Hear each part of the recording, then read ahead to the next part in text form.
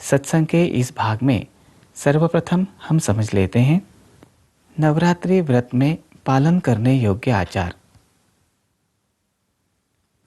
नवरात्रि व्रत का अधिकाधिक लाभ प्राप्त होने के लिए शास्त्र में बताए आचारों का पालन करना आवश्यक होता है, परंतु देशकाल परिस्थिति अनुसार सभी आचारों का पालन करना संभव नहीं होता। इसलिए जो संभव हो उन आचारों का पालन अवश्य करें। जैसे 1. पादत्राण न पहनना। 2. अनावश्यक न बोलना। 3. धूम्रपान न करना। 4. पलंग अथवा गद्दी पर न सोना। 5. दिन के समय न सोना। 6. ब्रह्मचर्य का पालन करना। 7. गांव की सीमा को न लांघना इत्यादि। नवरात्रि में मांसाहार सेवन और मद्यपान भी नहीं करना चाहिए। साथ ही रजतम गुण बढ़ाने वाला आचरण जैसे चित्रपट देखना, चित्रपट संगीत सुनना इत्यादि त्यागना चाहिए। अब समझ लेते हैं नवरात्रि के कालावधि में उपवास करने का महत्व। नवरात्रि के 9 दिनों में अधिकांश उपासक उपवास करते हैं। 9 दिन उपवास करना संभव न हो तो प्रथम दिन एवं अष्टमी के दिन उपवास अवश्य करते हैं। उपवास करने से व्यक्ति के देह में रजतम की मात्रा घटती है और देह की सात्विकता में वृद्धि होती है। ऐसा सात्विक देह वातावरण में कार्यरत शक्ति तत्व को अधिक मात्रा में ग्रहण करने के लिए सक्षम बनता है। देवी उपासना के अन्य अंगों के साथ नवरात्रि की कालावधि में श्री दुर्गा देव्यै नमः यह नाम जप अधिकाधिक करने से देवी तत्व का लाभ मिलने में सहायता होती है। यह नाम जप भावपूर्ण पद्धति से किस प्रकार करना चाहिए, यह समझने के लिए सुनते हैं एक ध्वनि चक्रिका। श्री दुर्गा देव्यै नमः। श्री दुर्गा देव्यै नमः। श्री दुर्गा देव्यै नमः। नवरात्रि में विविध तिथियों पर की जाने वाली धार्मिक कृतियाँ इस नाम जप के साथ पूरे श्रद्धा भाव सहित करने से पूजक एवं परिवार के सभी सदस्यों को शक्ति तत्व का लाभ होता है। आइए अब समझ लेते हैं जोगवा मांगना अर्थात देवी के नाम पर भिक्षा मांगना इसके बारे में। जोगवा मांगने का अर्थ है देवी को अंतर्मन से प्रार्थना कर कार्य करने के लिए जागृत करना। यह देवी के चरणों में आर्तता से की गई याचना है। इससे जोगवा मांगने वाले का अहम देवी के चरणों में लीन होता है। यह दास्य भक्ति का प्रकार है। देवी के चरणों की दासी बनने के लिए 5 घरों से सीधा अर्थात कच्चे अन्न सामग्री की भिक्षा मांगते हैं। भिक्षा में जो मिलता है उसी से व्यंजन बनाकर प्रसाद के रूप में सेवन करते हैं। इस कृति द्वारा अपना अहम घटाकर स्वयं में वैराग्य भाव की निर्मिति करना ही जोगवा मांगने का खरा अर्थ है। अब देखते हैं गरबा अर्थात डांडिया नृत्य। नवरात्रि में विभिन्न प्रांतों में किए जाने वाले धार्मिक कार्यक्रमों में एक महत्वपूर्ण विधि है गरबा। नवरात्रों में गुजरात में मातृशक्ति के प्रतीक अनेक छिद्रों वाले मिट्टी के कलश में रखे दीपक का पूजन करते हैं। यह दीपक गर्भ स्त्री की सृजन शक्ति का प्रतीक है। इस मान्यता से 9 दिन दीप गर्भ पूजा जाता है। दीप गर्भ से दीप शब्द का लोप होकर गर्भ, गर्भो, गर्भो अथवा गरबा शब्द प्रचलित हुआ। अब देखते हैं देवी की उपासना स्वरूप परंपरागत गरबा के बारे में। जब हम उत्कट भाव से देवता का आदर सम्मान करेंगे तभी उनकी कृपा प्राप्त कर पाएंगे। गरबा नृत्य में होने वाले अनाचारों जैसे कृत्यों से नहीं, भावपूर्ण पूजन से भक्त पर देवी माँ की पूर्ण कृपा होती है। इसीलिए गरबा खेलने को हिंदू धर्म में देवी की उपासना मानते हैं। इसमें देवी का भक्तिरस पूर्ण गुणगान करते हैं। इस समय देवी के समक्ष पारंपरिक भावपूर्ण नृत्य किया जाता है। नृत्य में प्रत्येक स्तर पर 3 तालियां बजाई जाती हैं एवं डंडों से लयबद्ध ध्वनि भी करते हैं।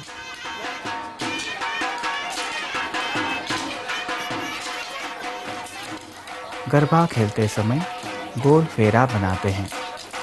साथ ही देवी के गीत अथवा भजन गाते हैं।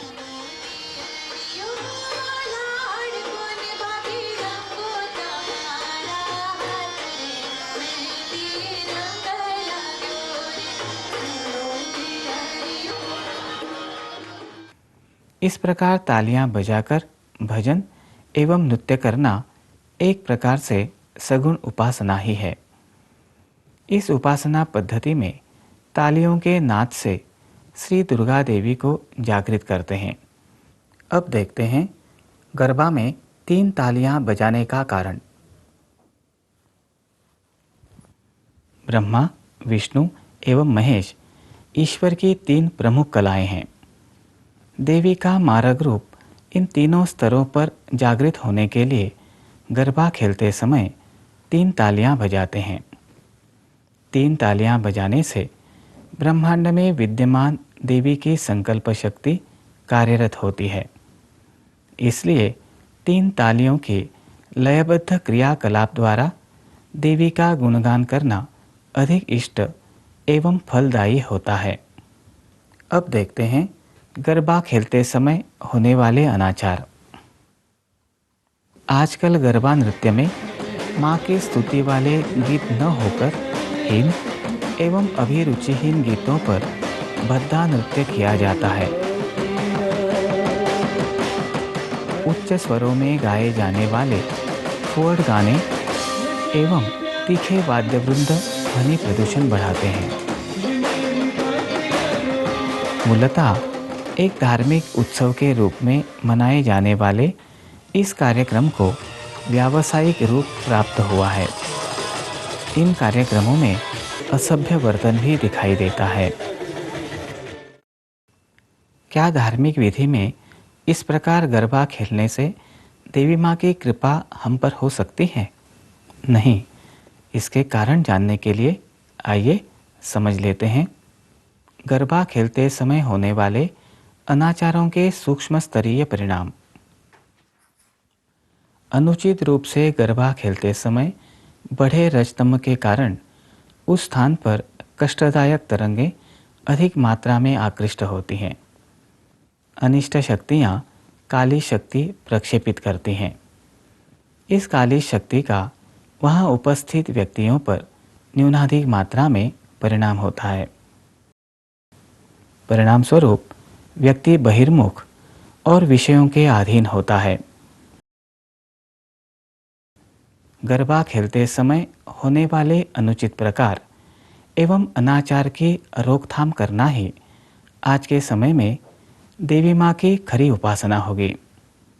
इसके लिए देवी माँ हमें बुद्धि एवं शक्ति प्रदान करें, इसी प्रार्थना के साथ सत्संग की समाप्ति करते हैं। आइए अब समझ लेते हैं घट स्थापना के दिन स्थापित देवताओं का विसर्जन।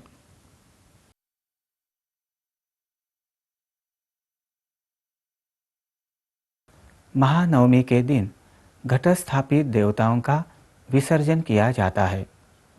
श्री देवी को गंध, पुष्प,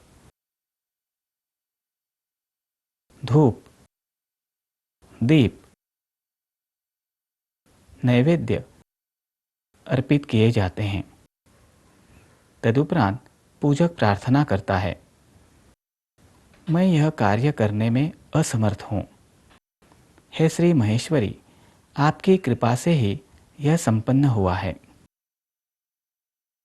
क्षमस्व परमेश्वरी, क्षमस्व परमेश्वरी, क्षमस्व परमेश्वरी। तदुपरांत पुनरागमनाय च, ऐसा बोलते हुए अक्षत अर्पित की जाती है। कलश को थोड़ा हिलाया जाता है। फिर कलश का पवित्र जल पूजक पर छिड़का जाता है। समाना इंद्रो यावज्री वृषभो ररादता आपो देवीर्यमामवन्तो। श्री देवी को पुनः पधारने का आवाहन कर स्वस्थान विदा होने के लिए प्रार्थना की जाती है। दुर्गे देवी जगन्माता स्वस्थानं गच्छ पूजिता, संवत्सरे व्यतीते तु पुनरागमनाय वै। उसके उपरांत वेदी पर उगे अंकुरों को बहते पानी में प्रवाहित किया जाता है। घट स्थापना के दिन वेदी पर बोए अनाज से नवमी तक अंकुर निकलते हैं। इन अंकुरों को शाकंभरी देवी का रूप मानते हैं। कुछ स्थानों पर नवमी के दिन विसर्जन से पूर्व ये अंकुर देवी को अर्पित करते हैं। कुल परंपरानुसार कुछ लोगों के घरों में नवरात्रि के समाप्ति विजयादशमी अर्थात दशहरे को करते हैं। कुछ लोग अनाज के अंकुर शमी पूजन के समय शमी वृक्ष को अर्पित करते हैं और लौटते समय इनमें से कुछ अंकुर केश में धारण करते हैं। अब समझ लेते हैं। वेदी पर उगे अंकुर देवी को अर्पित करने का शास्त्रीय कारण।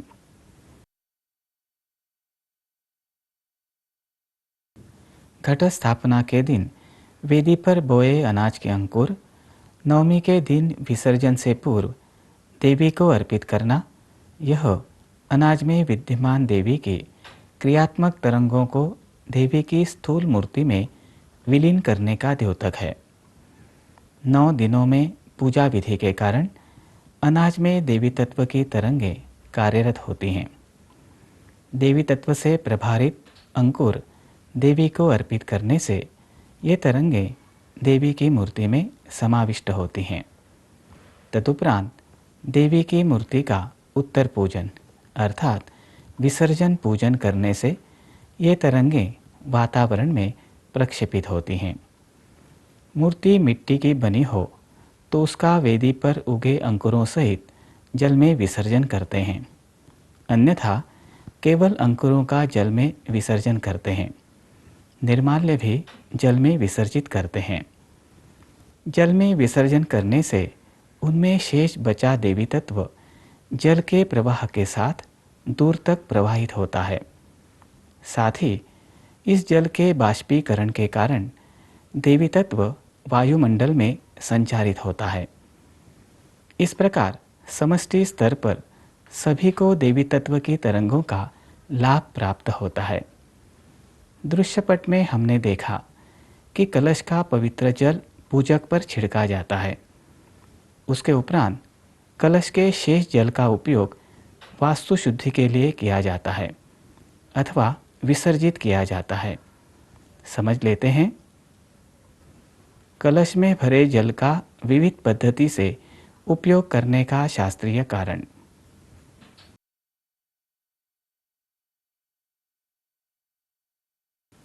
नवरात्रि में स्थापित कलश में भरा जल शक्ति तत्व से प्रभारित होने के कारण इसे वास्तु में छिड़कने से वास्तु में विद्यमान रजतम कणों का विघटन होता है। इससे वास्तु शुद्धि होती है।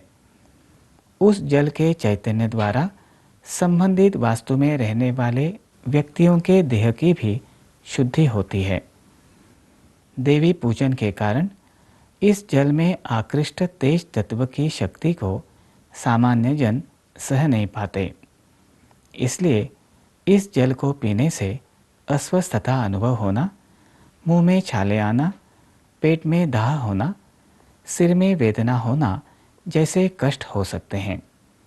परंतु जिनका आध्यात्मिक स्तर 50% से अधिक है, वे यह जल प्राशन कर उसके तेज तत्व का उपयोग देह शुद्धि के लिए कर सकते हैं।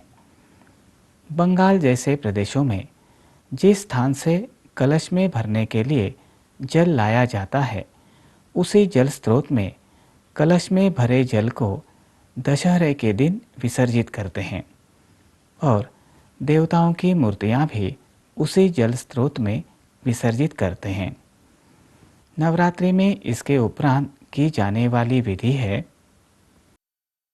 देवताओं का उद्वार्जन, अर्थात देवताओं की मूर्तियां स्वच्छ करना।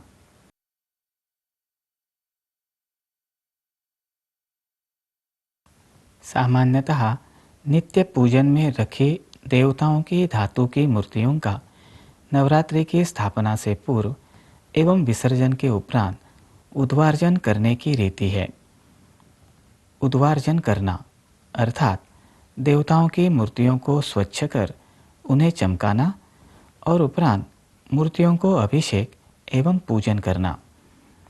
विसर्जन के दिन संभव न हो तो दूसरे दिन उद्वार्जन अवश्य करना चाहिए। उद्वार्जन करने के लिए नींबू, भस्म, उद्बत्ती की विभूति इत्यादि का उपयोग करना चाहिए।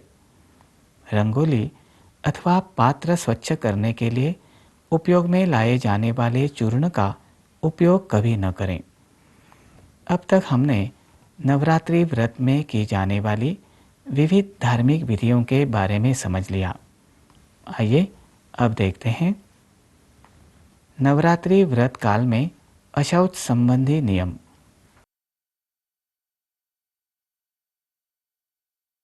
1.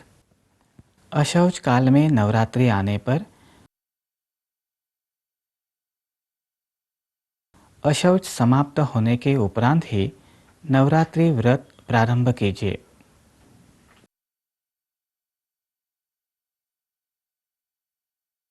2. अशौच समाप्ति और नवरात्रि समाप्ति एक ही दिन आने पर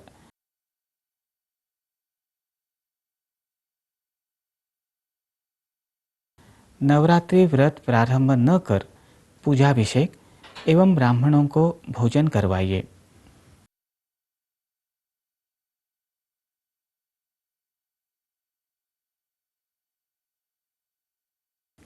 3.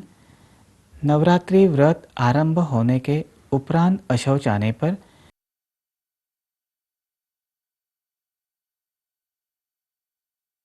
पुरोहित द्वारा नवरात्रि पूजन करवाइए।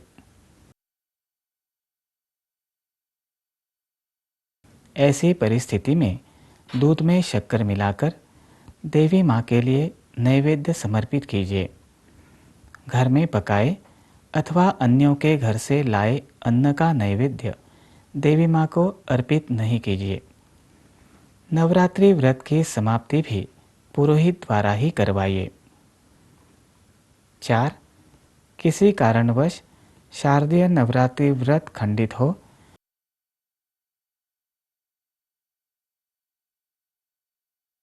तो यह व्रत अगले शारदीय नवरात्रि में करना चाहिए। यहाँ सत्संग के इस भाग की समाप्ति होती है। इसमें हमने घट स्थापना के दिन स्थापित देवताओं के विसर्जन की विधि तथा विसर्जन के उपरांत की जाने वाली विधियों के संदर्भ में भी समझ लिया। नवरात्रि में की जाने वाली धार्मिक कृतियाँ पूरे श्रद्धाभाव सहित करने से पूजक एवं परिवार के सभी सदस्यों को शक्ति तत्व का लाभ होता है। नवरात्रि की कालावधि में शक्ति तत्व से भारित बनी वास्तु द्वारा वर्ष भर इन तरंगों का लाभ मिलता रहता है, परंतु इसके लिए देवी माँ की उपासना केवल नवरात्रि में ही नहीं अपितु पूर्ण वर्ष भर शास्त्र समझकर योग्य पद्धति से करना आवश्यक है। देवी माँ की उपासना करते समय कुछ बातों का ध्यान रखने से हमें देवी तत्व का अधिकाधिक लाभ प्राप्त करने में सहायता होगी। कार्यरत देवी तत्व का लाभ वर्ष भर उठाने हेतु आइए एक दृश्यपट द्वारा समझ लेते हैं। देवी माँ के नित्य उपासना में ध्यान रखने योग्य बातें। देवी माँ की प्रतिमा को अनामिका से चंदन लगाइए।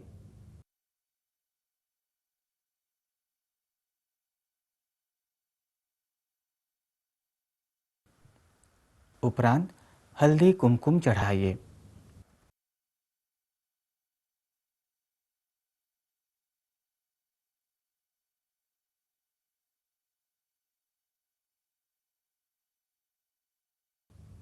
डंठल देवी माँ की प्रतिमा की ओर कर फूल चढ़ाइए।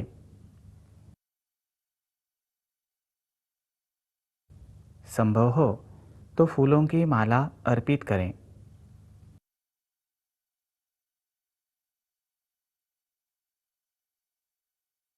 देवी माँ को 1 अथवा 9 गुना की संख्या में फूल चढ़ाइए। फूल गोलाकार में चढ़ाकर मध्य में रिक्त स्थान रखिए। आइए अब समझ लेते हैं। देवी माँ को विशिष्ट फूल चढ़ाने का शास्त्रीय आधार।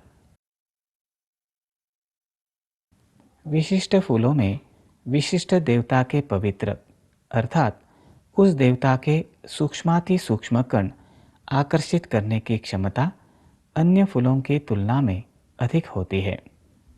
स्वाभाविक है कि ऐसे फूल देवता की मूर्ति को चढ़ाना मूर्ति को जागृत करने में सहायक है। इससे मूर्ति के चैतन्य का लाभ हमें शीघ्र मिलता है। इसलिए विशिष्ट देवता को विशिष्ट फूल चढ़ाना महत्वपूर्ण है। आइए अब देखते हैं देवी पूजन में निषिद्ध फूल। 1 अपवित्र स्थल पर उत्पन्न हुए। 2 अनखिले फूल अर्थात कलियां। 3 बिखरी हुई पंखुड़ियों वाले। 4 निर्गंध अथवा तीव्र गंध वाले। 5 सूंघे हुए फूल। 6 पृथ्वी पर गिरे हुए। 7 बाएं हाथ से लाए गए। 8 जल में डुबोकर धोए हुए फूल। 9 दूसरों को अप्रसन्न कर लाए हुए फूल। 10 पहने हुए अधोवस्त्र में अर्थात निचले वस्त्र में लाए गए ऐसे फूल देवी माँ को मत चढ़ाइए। ऐसे फूल देवी माँ को अर्पण करने से पूजक को कोई आध्यात्मिक लाभ नहीं होता, अपितु देवी माँ की अवकृपा होने से ये पूजक के लिए हानिकारक हो सकता है। इसलिए उचित फूलों का ही चयन करना चाहिए।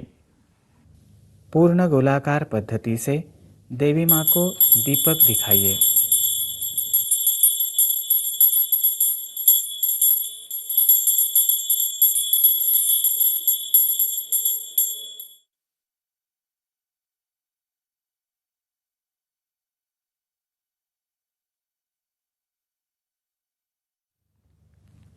उपरांत नैवेद्य निवेदित कीजिए। देवी के तारक रूप की उपासना के लिए चंदन, मोगरा, केवड़ा, चंपा, चमेली, जाही, खस, रात रानी एवं अंबर इन सुगंधों वाली उत्पत्तियों का उपयोग कीजिए। इससे पूजक को देवी माँ के चैतन्य का लाभ होता है। देवी के मारक रूप की उपासना के लिए हिना एवं दरबार की सुगंधों वाली उद्बत्तियों का उपयोग कीजिए। इससे अनिष्ट शक्तियों की पीड़ा घटती है। उद्बत्ती दिखाते समय 2 उद्बत्तियाँ घड़ी की सुइयों की अर्थात क्लॉकवाइज दिशा में पूर्ण गोलाकार पद्धति से देवी माँ की प्रतिमा के चारों ओर धीमी गति से 3 बार घुमाइए।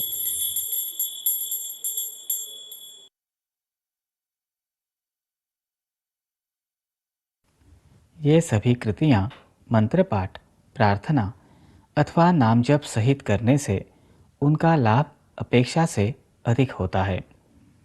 अब तक हमने व्यष्टि स्तर पर अर्थात व्यक्तिगत स्तर पर देवी माँ की उपासना करने संबंधी कुछ विषय बिंदुओं को समझ लिया। आइए समझ लेते हैं। कालानुसार आवश्यक देवी माँ की उपासना। आजकल चित्र, नाटक, विज्ञापन इत्यादि द्वारा देवी देवताओं का अनादर किया जा रहा है। इससे धर्म हानि होती है। आइए देखते हैं श्री दुर्गा देवी और उनके अन्य रूपों के अनादर के उदाहरण एक दृश्यपट द्वारा।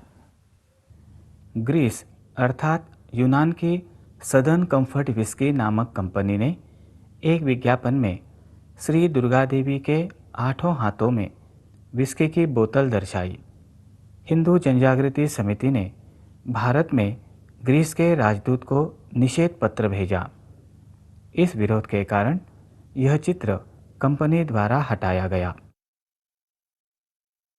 बायर नामक कंपनी के सैंग सुसैंग नामक मच्छर भगाने की औषधि के विज्ञापन में पहले चित्र में काली माँ को 10 हाथों में शस्त्र सहित दिखाया। दूसरे चित्र में देवी के 2 हाथ ही शस्त्र रहित दिखाए गए हैं, क्योंकि उनके पास बायर कंपनी की मच्छर मारने वाली दवाई है। इस अपमान की जानकारी मिलते ही हिंदू जनजागृति समिति ने कंपनी को निषेध पत्र भेजकर रोष व्यक्त किया। कंपनी ने समिति को भेजे अपने क्षमा पत्र में कहा, हमारे कारण आपको हुई असुविधा व कष्ट के लिए हम आपकी क्षमा मांगते हैं। हम हिंदू धर्म का आदर करते हैं। आपका विश्वसनीय मार्क लाफेन।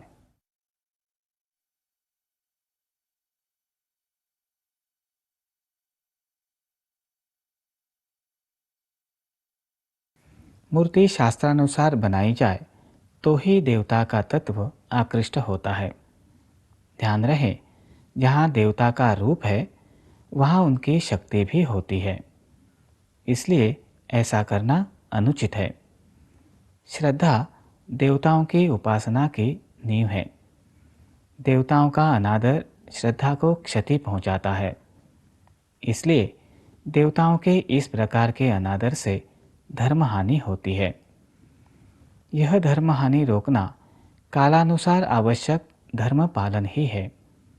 यह देवता के समष्टि स्तर की अर्थात सामाजिक स्तर की उपासना ही है। ऐसी घटनाओं को रोकना और इस संदर्भ में अन्यों को मार्गदर्शन करना ईश्वर की सेवा है। यह साधना का ही एक अंग है। इस विडंबना को रोकने के लिए सनातन संस्था एवं हिंदू जनजागृति समिति सन 2000 से विभिन्न माध्यमों द्वारा जन जागृति अभियान चला रही है। आप इस संदर्भ में जागृत रहिए और इस दिशा में प्रयास कीजिए। यह धर्म हानि रोकने के लिए देवी माँ हमें बल, बुद्धि एवं क्षात्र वृत्ति अर्थात अन्याय के विरुद्ध प्रतिकार करने की क्षमता प्रदान कर साधना में आने वाले विघ्नों का अवश्य हरण करेंगे। यहाँ इस सत्संग की और नवरात्रि से संबंधित सत्संग श्रृंखला की समाप्ति होती है। इस पूरी श्रृंखला में हमने नवरात्रि और देवी माँ की उपासना संबंधी विविध अंगों को समझ लिया। इसकी सार्थकता तभी होगी जब हम इन पर आचरण कर श्रद्धा भाव से देवी माँ की उपासना करेंगे। इसके लिए देवी माँ हमें बुद्धि एवं प्रेरणा दें, इसी प्रार्थना के साथ इस विषय को यहीं विराम देते हैं।